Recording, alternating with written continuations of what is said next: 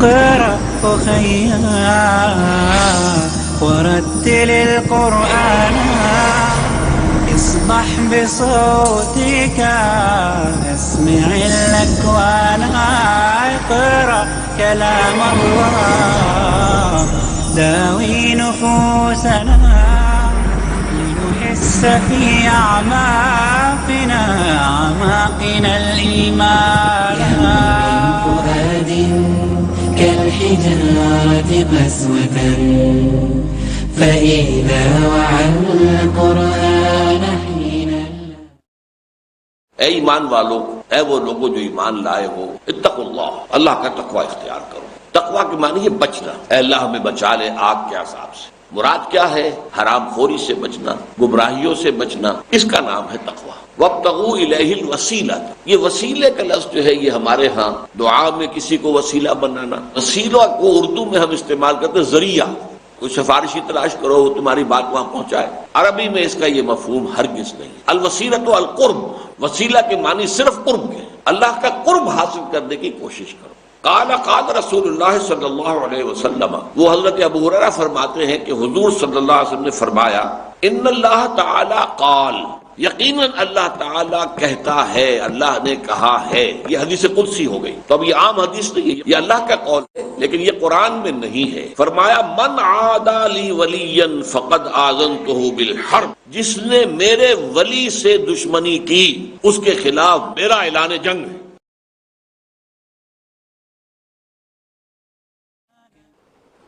نحمدہ ونصلی علی رسولہ الکریم، اما بعد فقد قال اللہ تبارک و تعالی کما ورد فی سورۃ المائدہ، اعوذ باللہ من الشیطان الرجیم، بسم اللہ الرحمن الرحیم.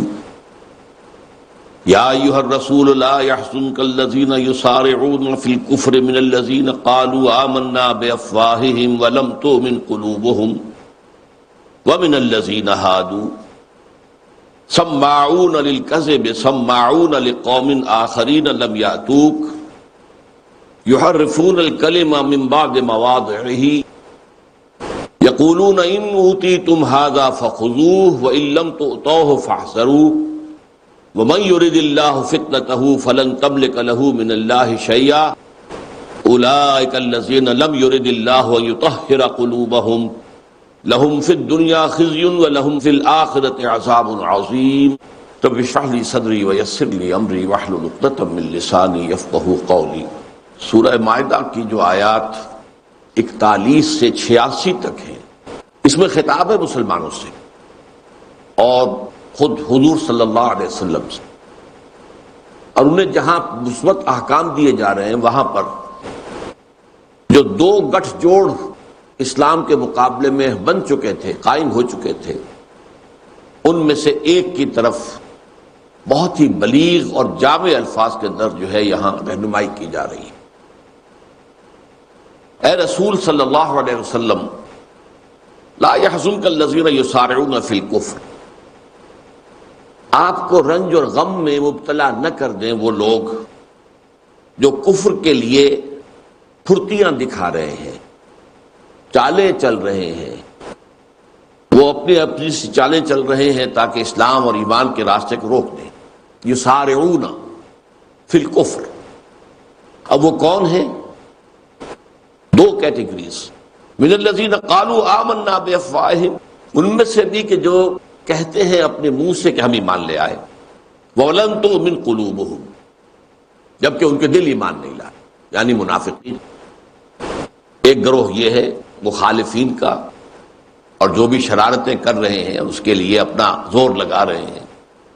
من الذین قالوا آمنا بافواہہم ولم تؤمن قلوبہم، ان میں سے وہ کہ جو کہتے ہیں اپنے منہ سے کہ ہم ایمان لے آئے حالانکہ ان کے دل ایمان نہیں لائے. ومن الذین ہادوا، اور دوسرا فریق جو ہے جو اس گٹھ جوڑ کا وہ ہیں جو یہودی ہیں. ان کی صفات کیا ہیں؟ سماعون للکذب سماعون لقوم آخرین لم یاتوک. سمع یسمع سننا، اب اسی سے بنا سامع سننے والا، اور سماع یہ گویا کہ مبالغے کا صیغہ ہے. خوب خوب سننے والا، توجہ سے سننے والا، بڑی محنت سے سننے والا، پوری توجہ سے سننے والا۔ سماعون للکذب، اچھا اسے سماع کے اندر آتا ہے مان لینا بھی۔ سمع اللہ لمن حمدہ، اس کے کیا معنی؟ اللہ نے سن لیا، اس کا مطلب یہ قبول کر دی دعا اللہ نے اس کی جو اس کی حمد کرتا ہے۔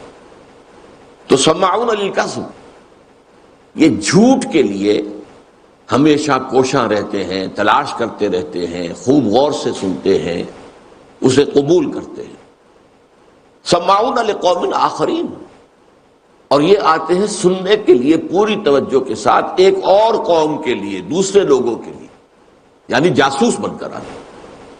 انہیں جا کر کہیں اور جو ہے رپورٹ کرنا ہوتا ہے، انہیں جا کر بتانا ہوتا ہے، لقوم آخرین لم یاتوک، جو آپ کے پاس نہیں آئے۔ یہ ہے اصل میں ایک یہودی وہ ہے کہ جو بہت ہی کٹر یہودی تھے اور کسی درجے میں بھی کوئی مفاہمت کرنے کو مسلمانوں کے ساتھ، حضور کے ساتھ تیار نہیں تھے۔ وہ تو ظاہر بات ہے حضور کے پاس آتے ہی نہیں تھے، سوال ہی پیدا نہیں ہوتا۔ کچھ یہودی درمیانی درجے کے تھے، جیسا کہ سورہ بقرہ کے رکوع کے آغاز میں عرض کیا کرتا ہوں کہ وہاں ان یہودیوں کا بھی ذکر ہے کہ جو کہتے تھے کہ ہم بھی اللہ کو مانتے ہیں، آخرت کو بھی، ہمیں بھی مومن مانو۔ ہم اگر صرف محمد کو نہیں مانتے تو اس سے کیا فرق واقع ہوا؟ وہ چاہتے تھے کہ ہمیں مومن تسلیم کیا جائے۔ پر یہ وہ لوگ تھے کہ جو پھر جاسوس بن کر آتے تھے۔ وَإِذَا خَلَوْا إِلَىٰ شَيَاطِينِهِمْ قَالُوا إِنَّا مَعَكُمْ، جب تم سے ملاقات کرتے ہیں مسلمانوں تو یہ کہتے ہیں کہ ہم ایمان لے آئے، ہم بھی مومن ہیں۔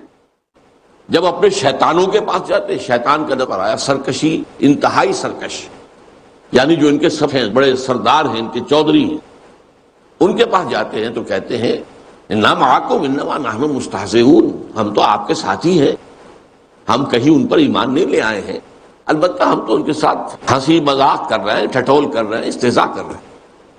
یہ وہ ہے دوسرا گروپ۔ تو یہ جو دو گروپ ہیں ان کا آپس میں گٹھ جوڑ ہے۔ ایک وہ ہے کہ جو یہودی تو نہیں تھے، اوس اور خزرج میں سے تھے، لہذا وہ جب پورے قبیلے ایمان لے آئے تو وہ بھی ایمان لے آئے، لیکن ان کے دل ایمان نہیں لائے، تو ان پر تو منافقین مشتمل ہو گئے۔ اور دوسرے یہودی کہ جو حضور پر ایمان نہیں لائے تھے، لیکن بہرحال محفلوں میں آتے تھے، جاتے تھے، جاسوسی کرنے کے لیے خوب اچھی طرح توجہ سے غور سے باتیں سنتے تھے۔ یا ایھا الرسول لا يحزنک الذین یسارعون فی الکفر من الذین قالوا آمنا بافواہہم ولم تؤمن قلوبہم ومن الذین ہادوا سماعون للکذب سماعون لقوم آخرین لم یاتوک یحرفون الکلم من بعد مواضعہ،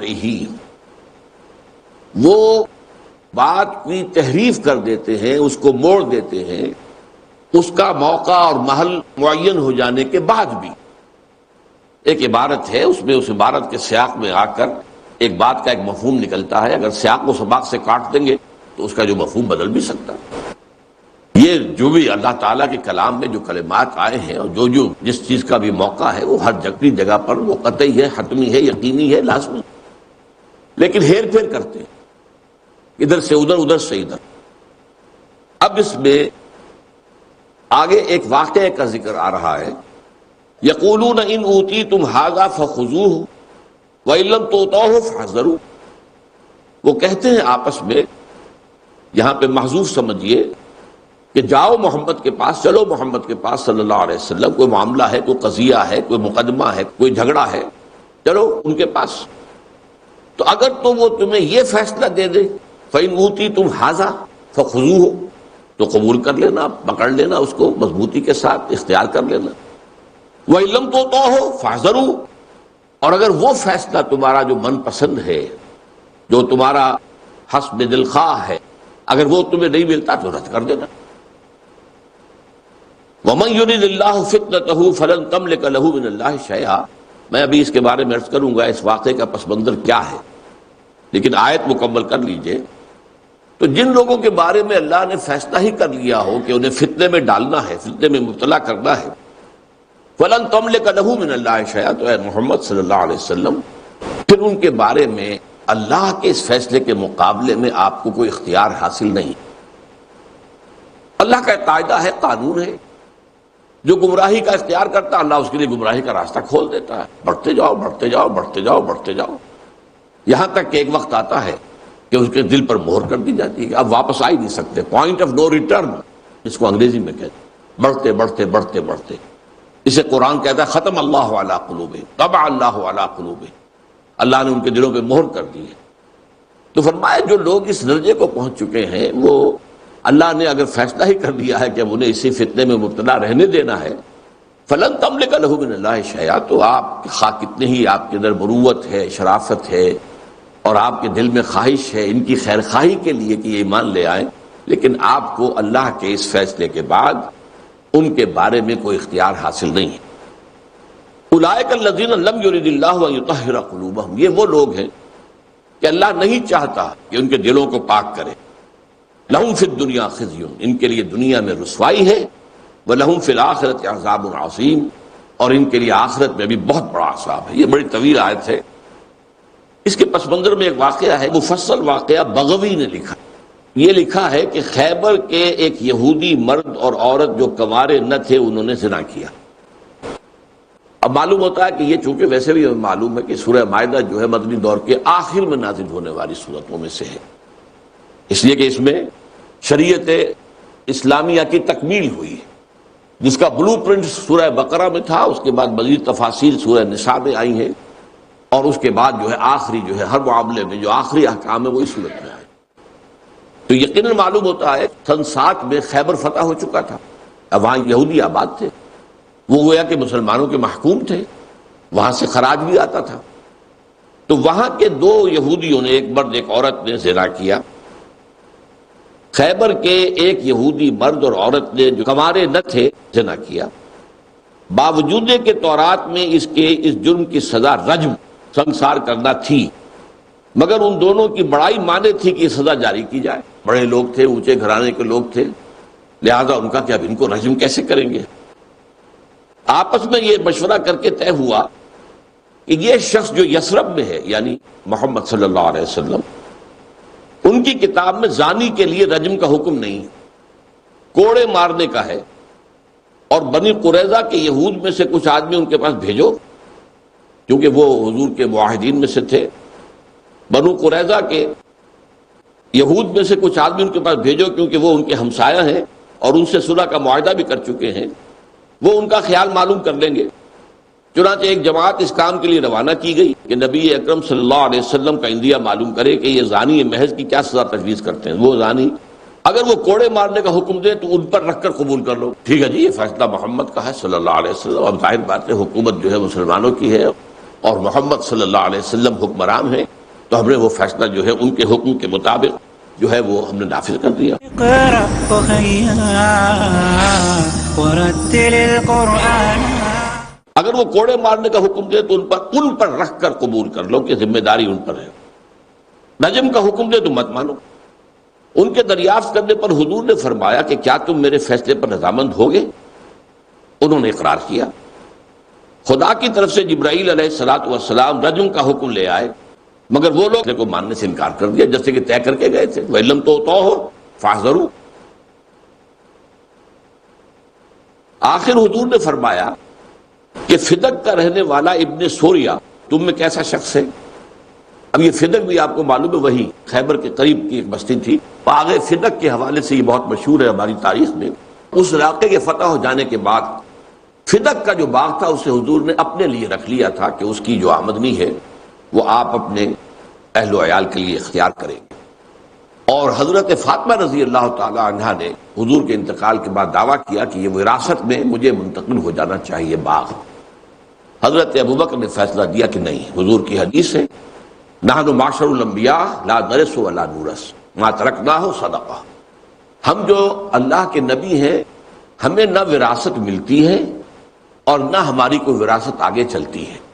جو کچھ ہم چھوڑتے ہیں وہ صدقہ ہوتا ہے، وہ اللہ کے لیے ہے. بہرحال اس پر حضرت فاطمہ رضی اللہ عنہا کچھ ناراض بھی رہیں. تو یہ شہر فدق کے حوالے سے میں نے وضاحت کر دی. آخر حضور نے فرمایا کہ فدق کا رہنے والا ابن سوریا تم میں کیسا شخص ہے. سب نے کہا کہ آج روئے زمین پر شرائع موسویہ یعنی شریعت موسوی، شرائع جمع ہو گئی شریعت کی، یعنی جو بھی شریعت موسوی کے احکام ہیں اس سے زیادہ جاننے والا کوئی نہیں ہے. آپ نے اس کو بلوایا اور نہایت ہی شدید حلف دے کر پوچھا کہ تورات میں گناہ کی سزا کیا ہے، باوجود کہ دوسرے یہود اس حکم چھپانے کی ہر ممکن کوشش کر رہے تھے، جس کا پردہ حضرت عبداللہ ابن سلام کے ذریعے سے فاش بھی ہو چکا تھا، لیکن وہ تو چونکہ مسلمان ہو چکے تھے۔ تاہم ابن سوریہ نے جو ان کا مسلم معتمد تھا، کسی نہ کسی وجہ سے اس کا اقرار کر لیا کہ بے شک تورات میں اس جرم کی سزا رجم ہی ہے۔ بعدہ اس نے یہ سب حقیقت ظاہر کی کہ کس طرح یہود نے رجم کو اڑا کر زنا کی سزا یہ رکھ دی کہ زانی کو کوڑے لگائے جائیں اور کالا منہ کر کے اور گدھے پر الٹا سوار کر کے گشت کرایا جائے۔ یہ ہے وہ قضیہ جس کے بارے میں ان کا یہ طرز عمل بیان ہوا ہے۔ یقولون ان اوتیتم ھذا فخذوہ، انہوں نے یہ طے کر لیا تھا کہ اگر تو یہ فیصلہ دے دیں کہ کوڑے لگاؤ تو ٹھیک ہے، کر دینا قبول، کسی کا جی محمد کا فیصلہ ہے صلی اللہ علیہ وسلم، وَإِن لَمْ تُؤْتَوْهُ فَاحْذَرُوا، اور اگر وہ فیصلہ نہ ہو تو مت قبول کرنا۔ تو اے نبی، اللہ نے جس کو فتنے میں رکھنے کا فیصلہ کر دیا ہو، آپ کو اس کے بارے میں اللہ کے اس فیصلے کے بعد کوئی اختیار حاصل نہیں ہے۔ اولئک الذین لم یرد اللہ ان یطہر قلوبہم، یہ وہ لوگ ہیں کہ اللہ نہیں چاہتا کہ ان کے دلوں کو پاک کرے۔ لہم فی الدنیا خزی، دنیا میں بھی ان کے لیے رسوائی ہے، وَلَهُمْ فِي الْآخِرَةِ عَذَابٌ عَظِيمٌ، اور آخرت میں ان کے لیے عذاب عظیم ہے۔ سماعون للکذب کی جو وضاحت پہلے ہو چکی ہے۔ اکالون للسحت، حرام کو کھانے والے، ٹوٹ پڑنے والے حرام پر۔ اکال، اکلا یاکلو کھانا، آکلن کھانے والا، اکال یہ بھی اسی وزن پر، فعال کے وزن پر مبالغہ، یعنی جیسے کھانے پر ٹوٹ پڑتا ہے انسان۔ اکالون، اور کھاتا ہے پیٹ بھر کے، کیا بلکہ حلق تک پر کرتا ہے اپنا، اس کا فرمایا یہ سحت، حرام کو کھانے میں اس قدر جری ہے، بے باک ہے۔ فَإِن جَاءُوكَ فَاحْكُم بَيْنَهُمْ أَوْ أَعْرِضْ عَنْهُمْ، تو اے نبی اگر یہ آپ کے پاس آئیں تو آپ چاہیں تو اس کے مابین فیصلہ کریں اور چاہے تو اعراض کر لیں، کہہ دیں بھائی نہیں ٹھیک ہے، تمہارے معاملہ تم طے کرو، تم مسلمان تو ہو نہیں، تم میرے پاس کائے کو آئے ہو، تو آپ اگر ویسے چاہیں تو فیصلہ کر دیں۔ فَإِن جَاءُوكَ فَاحْكُم بَيْنَهُمْ أَوْ أَعْرِضْ عَنْهُمْ وَإِن تُعْرِضْ عَنْهُمْ لَمْ يَضُرُّوكَ شَيْئًا، اور اگر آپ انکار کر دیں گے، اعراض کر دیں گے، آپ کہیں گے کہ نہیں میں تمہارے اس معاملے میں فیصلہ نہیں بننا چاہتا، تو یہ آپ کو ہرگز کوئی نقصان نہیں پہنچا سکیں گے۔ اگرچہ واویلا کریں گے، دیکھو جی یہ تو نبی ہونے کے مدعی ہیں، رسول ہونے کے مدعی ہیں، اور ہم ایک مقدمہ لے کر گئے، ہم نے چاہا کہ فیصلہ کریں، انصاف کریں، اور وہ ہمارا مقدمہ جو ہے سننے کو تیار نہیں، تو یقیناً انہوں نے پروپیگنڈا کرتے، لیکن یہ کہ اے نبی اس سے آپ خائف نہ ہو، یہ آپ کو کوئی نقصان نہیں پہنچا سکتے۔ وَإِنْ حَكَمْتَ فَاحْكُم بَيْنَهُم بِالْقِسْطِ، اور اگر آپ فیصلہ کرنے کا اختیار ہے آپ کو، اگر آپ فیصلہ کریں تو پھر ان کے مابین عدل کے ساتھ، قسط کے ساتھ فیصلہ کیجئے۔ ان اللہ یحب المقسطین، اس لیے کہ اللہ تعالیٰ یقیناً انصاف کرنے والوں کو پسند کرتا ہے۔ وَكَيْفَ يُحَكِّمُونَكَ وَعِندَهُمُ التَّوْرَاةُ، اور یہ کیسے آپ کو حکم بناتے ہیں، ان کی مدنیت تو خود ظاہر ہے، یہ اگرچہ آپ کو نبی نہیں مانتے، رسول نہیں مانتے۔ وَكَيْفَ يُحَكِّمُونَكَ وَعِندَهُمُ التَّوْرَاةُ، ان کے پاس تورات موجود ہے۔ فِيهَا حُكْمُ اللَّهِ، اس میں اللہ کا حکم درج ہے۔ وہ شریعت موسوی کے اندر جو ہے شادی شدہ جو لوگ ہوں اور زنا کرے ان کے لیے سزا جو ہے وہ رجم ہے۔ کیف یحکمونک وعندہم التوراۃ فیہا حکم اللہ ثم یتولون من بعد ذلک، وہ اس کے باوجود جو ہے روگردانی کرتے ہیں۔ وما اولئک بالمؤمنین، اور یہ لوگ ہرگز ایمان لانے والے نہیں ہیں۔ اب اس کے بعد جو یہ رکوع آ رہا ہے 7واں اس سورہ مبارکہ کا، یہ اور اس کے بعد 8واں رکوع، یہ اہم ترین ہے کہ اس میں بہت ہی بنیادی باتیں جو ہے شریعت کے بارے میں، تشریع کے بارے میں، قانون سازی کے بارے میں اور دین کی بنیادی باتیں جو ہیں ان کے ذمن میں آ رہی ہیں۔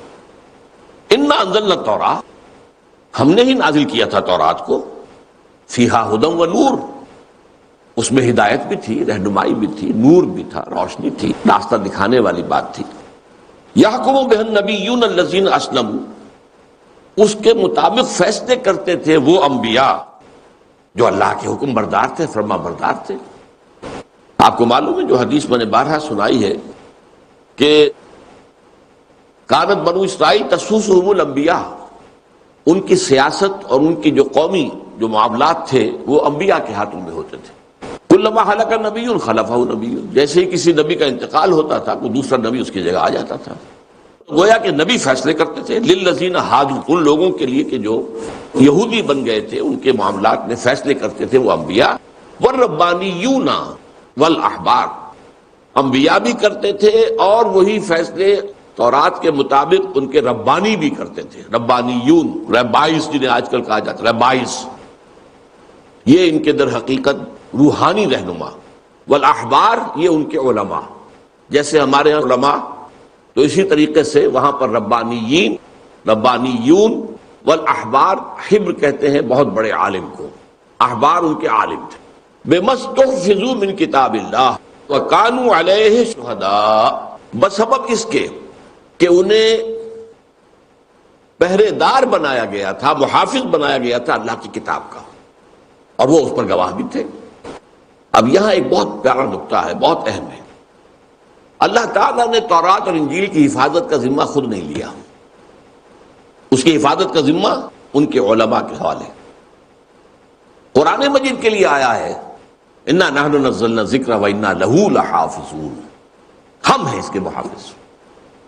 تو ان احبار نے اور ان ربانیین نے وقتی مصلحتیں دیکھ کر، اپنے مفادات دیکھ کر، یا کسی دباؤ کے تحت اللہ تعالیٰ کی اس شریعت کے اندر جو ہے وہ ترمیمیں کی، کتاب میں تحریفیں کی۔ بِمَسْتُحْفِظُوا، ان سے طلب کی گئی تھی کہ وہ حفاظت کریں گے اس اللہ کی کتاب کی، وَكَانُوا عَلَيْهِ شُهَدَاءَ، اور وہ اس پر خود گواہ تھے کہ ان کا اللہ کے ساتھ یہ عہد ہے، ہم محافظ ہیں اللہ کی کتاب کے، اللہ کے قانون کے، اللہ کی شریعت کے۔ فَلَا تَخْشَوُا النَّاسَ وَاخْشَوْنِی، تو اے مسلمانوں مت ڈرو ان لوگوں سے، ڈرو مجھ سے، وَلَا تَشْتَرُوا بِآيَاتِي ثَمَنًا قَلِيلًا، اور مت خریدو اور اختیار کرو اور قبول کرو میری آیات کے عوض حال چھوٹی چھوٹی جو ہیں قیمتیں، دنیاوی معاملات کو سامنے رکھتے ہوئے، مصلحتوں کو سامنے رکھتے ہوئے، کوئی اور مفادات کو سامنے رکھتے ہوئے، کسی دباؤ کو قبول کرتے ہوئے ہماری آیات کا سودا نہ کرو۔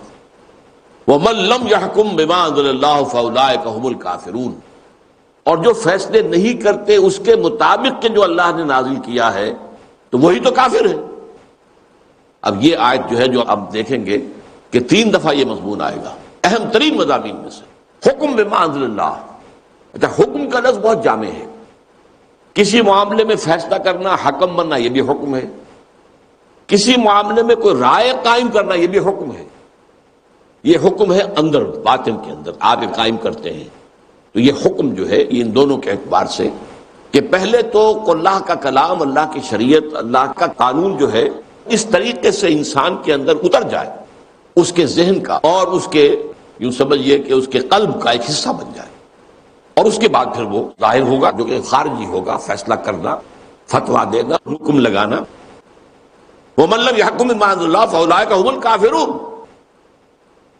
اب اس آیات کو ذہن میں رکھیے اور یہ سمجھیے کہ یہ مجھ پر اور آپ پر بھی منطبق ہو رہی ہے، شریعت الہی نافذ نہیں ہے ہمارے یہاں۔ اقرأ ورتل القرآن۔ وَكَتَبْنَا عَلَيْهِمْ، اور ہم نے ان پر واجب کر دیا تھا، لکھ دیا تھا، فیہا، اس تورات میں، اس کتاب میں، ان النفس بالنفس، کہ جان کے بدلے میں جان ہوگی، قاتل اس کو قتل کیا جائے گا، والعین بالعین، کسی نے کسی کی آنکھ پھوڑ دی ہے تو اس کی آنکھ پھوڑی جائے گی، والانف بالانف، اور کسی نے ناک کاٹ دی ہے کسی کی تو اس کی بھی ناک کاٹی جائے گی، والاذن بالاذن، کسی نے کان کاٹ لیا ہے تو اس کے ساتھ میں اس کا کان کاٹا جائے گا، والسن بالسن، اور اگر دانت توڑ دیا ہے تو دانت توڑا جائے گا، والجروح قصاص، اور جو اور بھی زخم ہو قیاس کر لو اسی پر، وہ اسی طریقے سے ان کا بدلہ لیا جائے گا۔ کسی نے کسی انسان کی ٹانگ کاٹ دی، تلوار کا وار کیا اور ٹانگ اڑا دی، اس کی پوری ٹانگ اڑائی جائے گی۔ جو بھی جروح ہیں، جو زخم ہیں، ان سب کا بھی بدلہ اسی طریقے سے ہوگا۔ فمن تصدق بہ فہو کفارۃ اللہ، تو جو کوئی اس کو معاف کر دے، صدقہ کر دے، ٹھیک ہے اس نے میرے ساتھ یہ زیادتی کی، میں اسے معاف کرتا ہوں، اس نے میری آنکھ پھوڑی، میں بدلے میں اس کی آنکھ پھوڑ سکتا ہوں لیکن میں معاف کرتا ہوں، تو ومن تصدق بہ فہو کفارۃ اللہ، تو یہ اس کے گناہوں کا کفارہ ہو جائے گا، اس کی اپنی خطائیں جو ہیں اللہ تعالیٰ معاف فرما دے گا۔ اور ایک ترجمہ یہ بھی کیا گیا ہے کہ وہ جو جارح تھا، مجروح کرنے والا، اس کا یہ جرم گویا کہ ختم ہو جائے گا اگر وہ مجروح جو ہے وہ اسے معاف کر۔ وَمَن لَّمْ يَحْكُم بِمَا أَنزَلَ اللَّهُ فَأُولَٰئِكَ هُمُ الظَّالِمُونَ، پھر وہی مضمون آ گیا. اور جو فیصلے نہیں کرتے اور اپنی رائے نہیں بناتے اس کے مطابق جو اللہ نے نازل فرمایا ہے تو وہی تو ظالم. اور ظالم یہاں مشرک کے معنی میں ہے، اس لیے کہ قرآن مجید کے اندر آیات نازل ہوئی کہ کیا تم جانتے ہو ای الفریقین احق بالامن ان کنتم تعلمون، بتاؤ دو فریقوں میں سے امن کا حقدار زیادہ کون ہے، اطمینان، امن. ایک وہ لوگ ہیں جو مشرک ہیں، الذین آمنوا وہ نہیں، الذین آمنوا وہ لوگ کہ جو ایمان لائے اور پھر انہوں نے اپنے اس ایمان میں ظلم کی کوئی آلائش شامل نہیں ہونے دی. اولئک لہم الامن، ان کے لیے امن ہے. تو صحابہ بہت پریشان ہوئے کہ حضور ایسا کون شخص ہوگا جس نے کوئی ظلم نہیں کیا. الذین آمنوا ولم یلبسوا ایمانہم بظلم اولئک لہم الامن وہم مہتدون، جو لوگ ایمان لائے اور انہوں نے اپنے ایمان میں کسی ظلم کی آمیزش نہیں ہونے دی تو وہی ہوں گے جو ہدایت یافتہ ہوں گے. تو جب صحابہ نے کہا کون شخص ہوگا، کوئی اپنے نفس پر ظلم کر بیٹھتا ہے، کوئی کسی پر ظلم کر بیٹھتا ہے، تو گویا کہ پھر یہ تو آیت جو ہے بہت ثقیل ہو گئی. تو حضور نے فرمایا اس آیت میں ظلم سے مراد شرک، یہاں مراد ہے مشرک. جو اللہ تعالیٰ کے فیصلوں کے خلاف کسی اور چیز کے مطابق فیصلے کرتے تو وہ شرک تو ہو گیا. گویا کہ آپ نے اللہ کو مطاع نہیں مانا، کسی اور کو مان لیا. اللہ کو زبانی کلامی مان رہے ہیں لیکن اصل میں تو اطاعت کسی اور کی کر رہے ہیں. وَقَفَّيْنَا عَلَىٰ آثَارِهِمْ بِعِیسَىٰ ابْنِ مَرْیَمَ، اور پھر ان کے نقش قدم پر ہم نے اٹھایا عیسیٰ ابن مریم کو. آثارہم سے مراد کیا ہے؟ وہ جو فرما نبیون والربانیون والاحبار، وہ جو انبیاء تھے بنی اسرائیل کے اور ان میں سے جو واقعتاً مخلص اور واقعی صحیح معنی میں ان کے جو روحانی پیشوا تھے، اور وہ کہ جو بڑے عالم تھے کہ جو واقعتاً صحیح فیصلے کرتے تھے، بما استحفظوا من کتاب اللہ، انہی کے حوالے اللہ نے کیا تھا اپنی کتاب کی حفاظت کو. تو یہ ہم وہ اس کے معنی میں ہے. وقفینا علی آثارہم، انہی کے نقش قدم پر ہم نے اٹھایا عیسیٰ ابن مریم کو. مصدقا لما بین یدیہ من التوراۃ، وہ تصدیق کرتے ہوئے آئے تھے اس کی جو ان کے سامنے تورات میں سے موجود تھا. اب یہ مصدقن دو معنی اس کے ہیں. ایک تو یہ کہ تورات میں یہ لکھا ہوا تھا یا اس کے بعد کے انبیاء کے صحیفوں میں کہ ایک مسیح آئے گا جو تمہیں تمہاری جو خباثتیں ہیں ان سے بھی اور جو دنیا میں ذلت و رسوائی ہے اس سے نجات دلائے گا. اس کا مصداق بن کر، ان خبروں کا مصداق بن کر، ان پیشین گوئیوں کا مصداق بن کر حضرت عیسیٰ ابن مریم آئے. اور دوسرے یہ کہ حضرت عیسیٰ نے تورات کی تصدیق کی اور یہاں تک فرمایا آج بھی انجیل میں موجود ہے کہ تم پر جو میرے ماننے والے ہیں، یعنی عیسائیوں پر جو اپنے آپ کو بعد میں جنہوں نے نصارہ کہا ہے، تم پر بھی شریعت موسوی لاگو رہے گی. تورات کی شریعت جو ہے قانون تم پر بھی نافذ کیا جائے گا. مصدقا لما بین یدیہ من التوراۃ وآتیناہ الانجیل، اور ہم نے اس پر مزید اسے انجیل عطا کی. یہ میں بار بار عرض کر چکا ہوں کہ تورات کتاب کا لفظ آتا ہے، انجیل کے لیے لفظ حکمت آتا ہے. انجیل میں قوانین نہیں ہیں، قوانین تورات ہی کے تھے، البتہ اس کے اندر روحانی تعلیمات ہیں اور اس کے اندر جو اصل حکمت ہے احکام کی ان کے اوپر توجہ دلائی گئی ہے کہ تم نے صرف لفظوں کو پکڑا ہوا ہے، ان لفظوں کے پردے میں جو حکمتیں ہیں ان کو تم چھوڑ بیٹھے ہو. تو فرمایا ہم نے ان کو انجیل عطا کی، فیہ ھدی و نور، اس انجیل میں بھی ہدایت بھی تھی، نور بھی تھا. ومصدقا لما بین یدیہ من التوراۃ وھدی وموعظۃ للمتقین، اور وہ انجیل بھی تصدیق کرتے ہوئے آئی تھی اس کی کہ جو اس کے سامنے موجود تھا اس سے پہلے تورات میں سے، اور ہدایت بھی تھی اور موعظہ، یہ واعظ جو ہے یہ خاص حکمت بھی ہے. وجئتکم بالحکمہ، میں تمہارے پاس حکمت لے کر آیا ہوں. ایک مقام پر ہے، میں اس کا حوالہ نہیں دے سکتا، مستحضر نہیں ہے. جئتکم بالحکمہ، میں حکمت لے کر آیا. اب یہاں خاص طور پر لفظ موعظہ آیا ہے. واعظ جو ہے واقعتاً یہ ہے کہ جو سیدنا مسیح علیہ السلام کی جو مواعظ ہیں انجیل کے اندر، میرے نزدیک دنیا میں ان سے اوپر کا کوئی واعظ ممکن نہیں.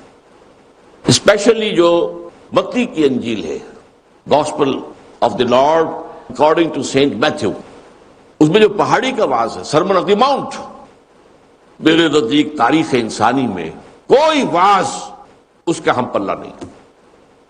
حضور کے بارے میں ہمیں معلوم ہے آپ واز کہتے ہی نہیں تھے، آپ تو قرآن پڑھ کر سناتے تھے، اللہ اللہ خیر صلی اللہ۔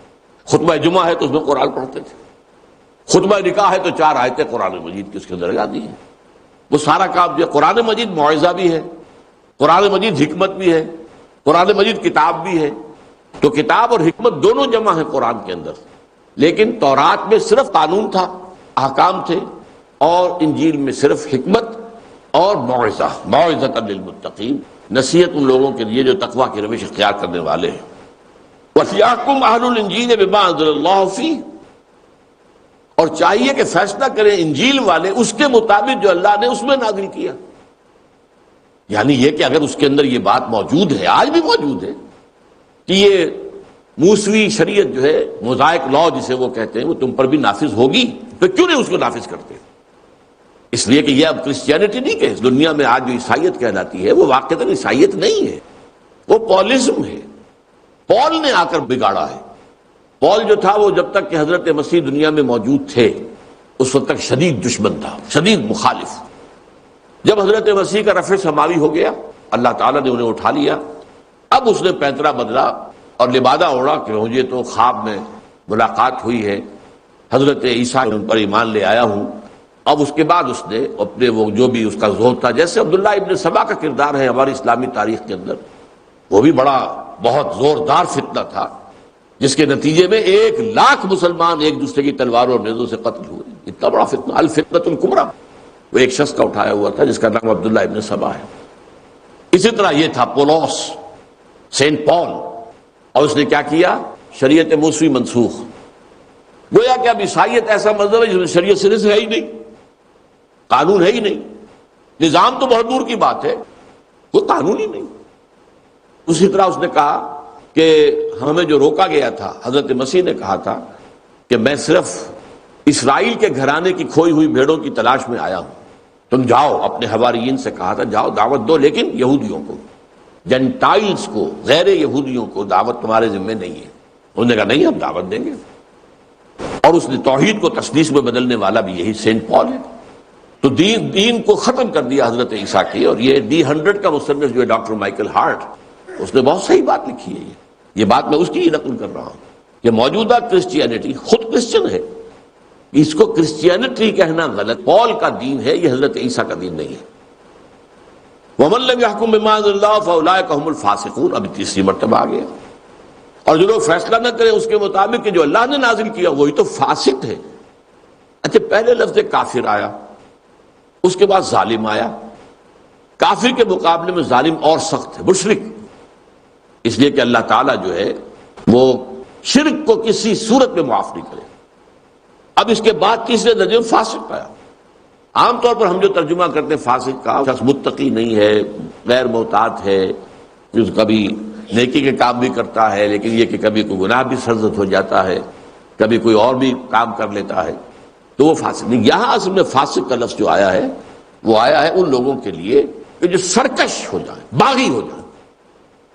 چنانچہ یہ لفظ اس معنی میں آیا ہے سورہ کہف کے اندر، وہاں فرمایا گیا کہ ہم نے قُلْنَا لِلْمَلَائِكَةِ اسْجُدُوا لِآدَمَ فَسَجَدُوا إِلَّا إِبْلِيسَ كَانَ مِنَ الْجِنِّ فَفَسَقَ عَنْ أَمْرِ رَبِّهِ، وہ جنوں میں سے تھا تو وہ اپنے رب کے حکم سے سرتابی کر کے، بغاوت کر کے، سرکشی کر کے نکل بھاگا۔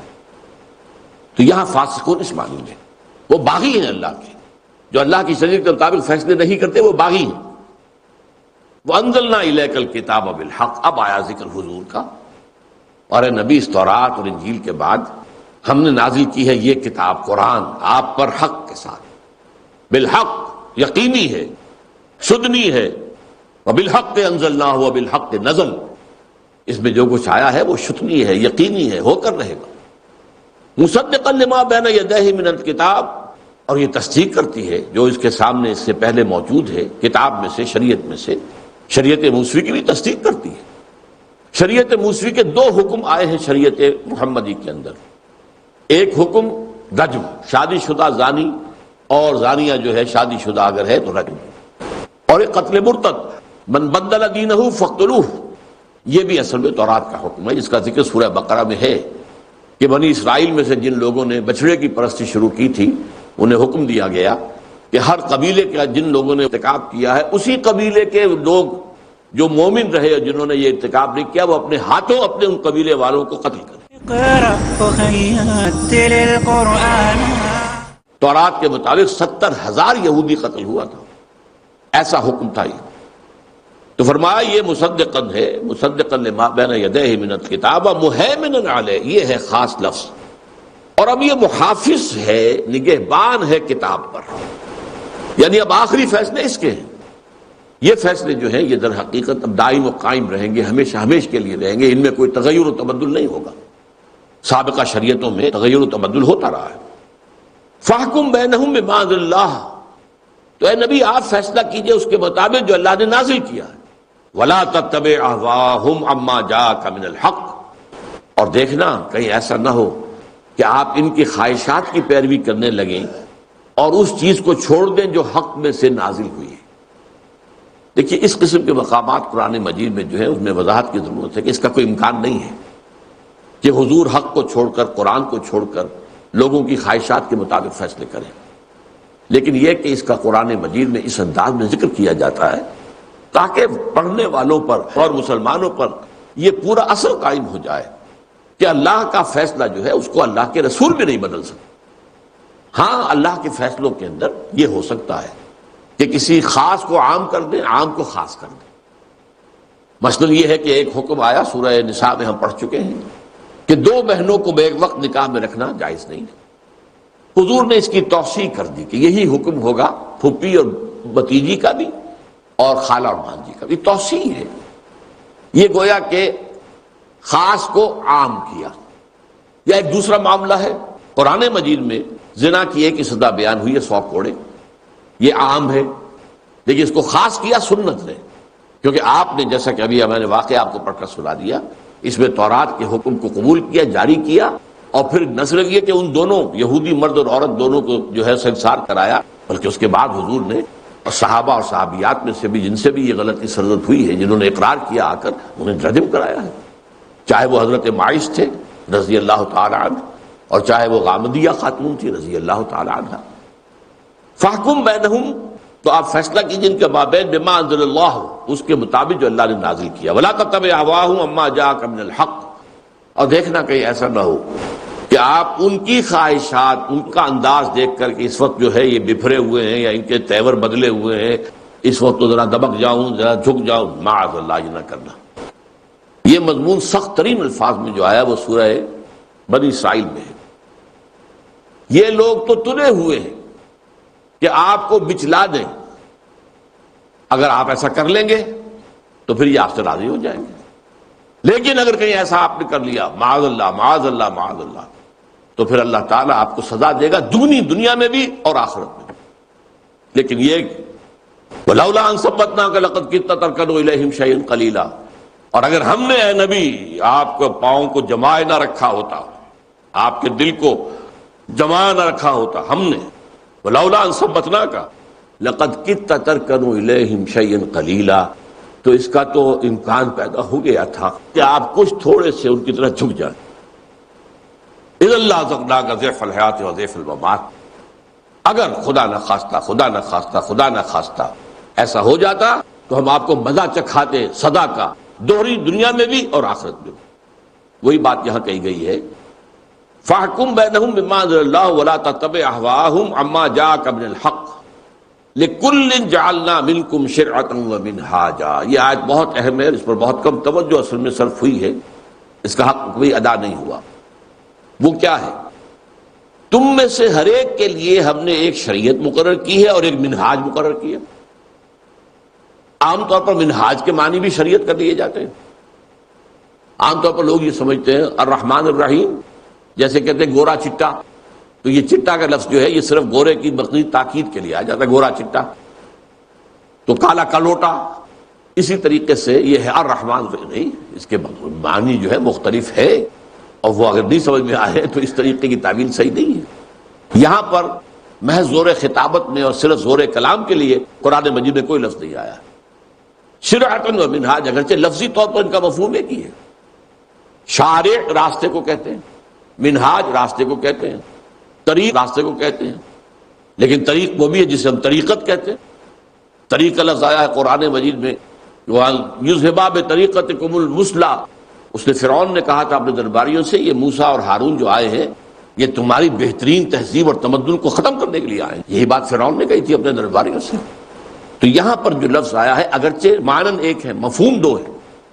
شریعت قانون ہے، ظاہر بات ہے موسیٰ کی ایک شریعت تھی اور حضور کی ایک شریعت ہے، اس میں سے بعض چیزیں مسلسل ہیں لیکن بعض چیزوں میں فرق ہے. نماز کے اوقات میں، نماز کے طریقے میں، نماز کے ارکان میں فرق ہے.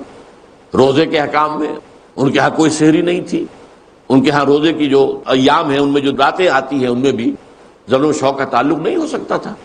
شریعت محمدی میں آ کے اس کو آرام کیا گیا ہے. ان کے ہاں سبت کا حکم بہت سخت تھا، پورا دن 24 گھنٹے جمعے کی شام کو سورج غروب ہونے سے لے کر ہفتے کی شام کے سورج غروب ہونے تک کوئی دنیا کا کام نہیں کر سکتا. یہ صرف اللہ کے ذکر کے لیے، یاد کے لیے، عبادت کے لیے بہت سخت تھا 24 گھنٹے. اور ہماری شریعت میں آ کے اس کو صرف سب کچھ سکیڑ کر دیا گیا کہ جب نماز جمعہ کی اذان دے دی جائے اس وقت سے لے کر اور نماز جمعہ کے ادا ہو جانے تک یہ حرام ہے، کاروبار چھوڑ دو. اذا نودی للصلاۃ من یوم الجمعۃ فاسعوا الی ذکر اللہ وذروا البیع. تو شریعتوں میں فرق ہے، منہاج میں بھی فرق ہے. منہاج طریق کو کہتے ہیں، طریقہ کار، لاہ عمل، اور وہ یقیناً نبیوں اور رسولوں کا مختلف نظر آتا ہے. حضرت ابراہیم علیہ السلام نے کبھی کفر کو میدان میں آ کر چیلنج نہیں کیا، آؤ میدان میں فیصلہ ہوگا. بلکہ جب معلوم ہوا کہ قوم تو مجھے ہلاک کرنے پر تل گئی ہے، مجھے زندہ آگ میں جلا دینے کے لیے فیصلہ کر لیا ہے، تو وہاں سے ہجرت کر کے چلے گئے. کنفرنٹیشن اپنی قوم کے ساتھ نہیں کی. یہ ایک طریقہ تھا. اس کے بعد بھی ان کی پوری زندگی جو اس کنفرنٹیشن سے خالی. حضرت موسیٰ علیہ السلام کا خاص ایک معاملہ تھا. آپ اللہ کے رسول تھے اور رسالت موسوی جو ہے اس کا رخ جو ہے وہ دو طرف تھا. وہ آل فرعون کی طرف بھی تھا اور اس کا جو رخ تھا جو بنی اسرائیل کی طرف تھا وہ تھا اصلاح کا اور ان کو غلامی سے نجات دلانے کی کوشش. ان کی ساری جد و جہد جو ہے وہ اسی ایک نقطے پہ مرکوز نظر آتی ہے. پہلا جو مکالمہ ہوا ہے فرعون سے دربار میں جب حاضری ہوئی ہے اور وہاں دعوت پیش کی ہے تو کیا تھا؟ ان ارسل معنا بنی اسرائیل ولا تعصم. مطالبہ ایک ہی صد رکھا گیا، بھیج دو ہمارے ساتھ بنی اسرائیل کو. یہ اس ملک کے رہنے والے نہیں تھے، یہ تو آئے تھے فلسطین سے حضرت یوسف علیہ السلام کے زمانے میں. اب تم ان کو سزائیں دے رہے ہو، ان کے اوپر ظلم کر رہے ہو، ان سے بگارے لے رہے ہو، ان کے لڑکوں کو تم قتل کرتے ہو اور ان کی لڑکیوں کو زندہ رکھتے ہو اپنی خدمت گاری کے لیے. اب اس قوم کو اللہ کا حکم ہے، اللہ نے ہمیں بھیجا ہے اور اس کا حکم یہ ان ارسل معنا بنی اسرائیل ولا تعصم. یہ جد و جہد تھی خاص. حضرت عیسیٰ علیہ السلام کے معاملے میں ہم ایک معاملہ دیکھتے ہیں کہ اگرچہ رومی غالب تھے، رومیوں کے خلاف آپ نے ایک حرف بھی نہیں کہا، ایک حرف نہیں کہا. یہاں تک کہ جب آخری فیصلہ جو ہے وہ جو ان کا ہیڈرن تھا، جو سب سے اونچا جو ان کا ادارہ تھا جس میں ان کے فقہا بیٹھتے تھے، انہوں نے فیصلہ کیا ایسے سولی چڑھا دیا جائے. تو اس وقت آپ کو معلوم ہے گورنر تو وہاں پر پائلیٹس پونٹس تھا، وہ رومن تھا، وہ ایگزیکیوٹ خود نہیں کر سکتے تھے. لیکن چونکہ مذہبی آٹونومی دے رکھی تھی رومیوں نے کہ تمہارے مذہبی معاملات میں ہم دخل نہیں دیں گے، تم جس کو چاہو پوجو چاہ کرو، اور یہ تمہارے جو بھی سرکردہ علماء ہیں ان کا جو فیصلہ ہوگا وہ فیصلہ ہمیں آئے گا، ہم ایگزیکیوٹ ہم کر دیں گے، فیصلہ کی تنفیذ تو ہم کریں گے، جیسی قوت حاکمہ تو ہماری ہے، حاکم ہم ہیں. لہذا ان کے پاس جو ہے فتویٰ پہنچا ہے ان علماء کا کہ اس کو سولی چڑھاؤ. اور اس نے پائلیٹس پونٹس نے کہا اس نے کوئی جرم نہیں کیا، ہمارے علم کے مطابق کوئی جرم نہیں کیا، ہم تو اس کو سزا دینے کے لیے تیار نہیں ہیں، لیکن اگر تمہارے ہاں مجبور کرتے ہو تو ٹھیک ہے. اس نے پانی کا تشت منگایا، اس میں اپنے ہاتھ دھوئے. I wash my hands of the blood of Jesus. دیکھو میں اپنے ہاتھ دھو رہا ہوں کہ جیسس کے خون میں میرا کوئی دخل نہیں ہے. آج بھی موجود ہے، یہ انجیل کے اندر پڑھ لیجیے، الفاظ موجود ہیں. تو در حقیقت یہ معاملہ تھا کہ حضرت عیسیٰ نے کبھی کوئی بغاوت کی کوشش نہیں کی، بلکہ ایک عجیب نکتہ ہے، مجھے وقت کا احساس ہو رہا ہے، حضرت مسیح کو گرفتار کرانے والا جو تھا جوڈاس اسکیریوٹ، اس کا تعلق ان زیلوٹس سے تھا. ایک خفیہ تنظیم کی حیثیت سے ایک تیاری کر رہے تھے رومنز کو ختم کرنے کی اور رومی حکومت کو ختم کرنے کی. یہ زیلوٹس کہلاتے ہیں. برابا جس کو ڈاکو کہا جاتا ہے، باربس ان کا سربراہ تھا، اور یہ جو ہے جوڈاس اسکاریوٹ اس کا اہم کارکن تھا، لیکن وہ حضرت مسیح کے ساتھ شامل ہو گیا۔ اس کی کوشش یہ تھی کہ حضرت مسیح کبھی رومن امپائر کو کرس کر دیں، بد دعا کر دیں، اور اسے یقین تھا کہ اگر مسیح نے بد دعا کر دی تو رومی ختم ہو جائے، وہ یقین اس درجے تھا۔ اقرأ أخيا ورتل القرآن اصبح بصوتك اسمع الأكوان اقرأ كلام الله داوي نفوسنا